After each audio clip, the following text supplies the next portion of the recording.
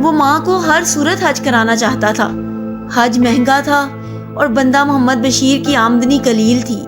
وہ اگر اس قلت میں شادی بھی کر لیتا تو ماں کا حج ناممکن ہو جاتا۔